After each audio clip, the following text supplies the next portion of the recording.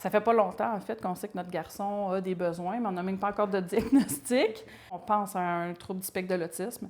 C'est déjà difficile de trouver une place en garderie pour son enfant, mais trouver une place pour un enfant ayant des besoins particuliers est encore plus difficile. C'est ce qu'on apprend dans le dernier rapport de l'Observatoire des tout-petits.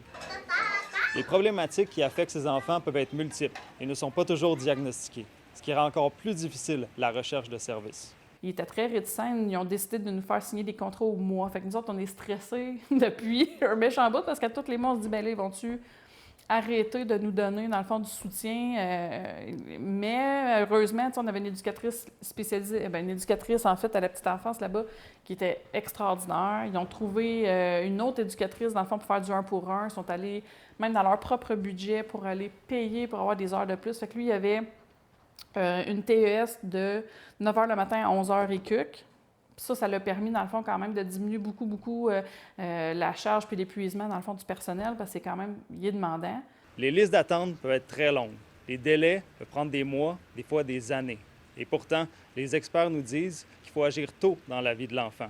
La période de 0 à 5 ans est cruciale chez son développement.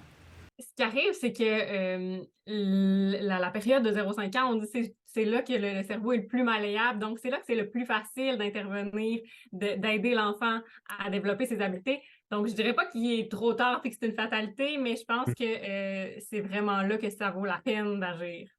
Donc, les interventions, quand elles sont menées pendant cette période-là, bien, elles ont une plus grande efficacité, d'où l'importance d'agir tôt.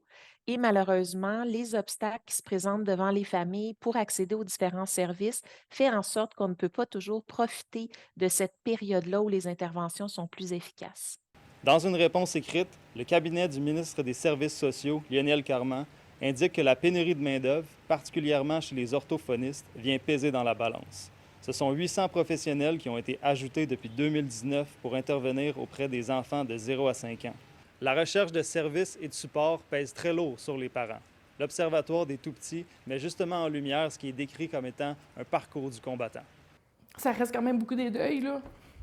Parce que ton enfant, tu ne sais pas comment ça va se passer dans sa vie. Fait que tu t'inquiètes beaucoup.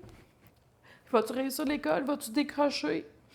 Va-tu avoir des idées suicidaires? Va-tu faire des dépressions parce qu'il va se rendre compte qu'il est différent? Est-ce que, tu sais, puis comment je vais m'en occuper?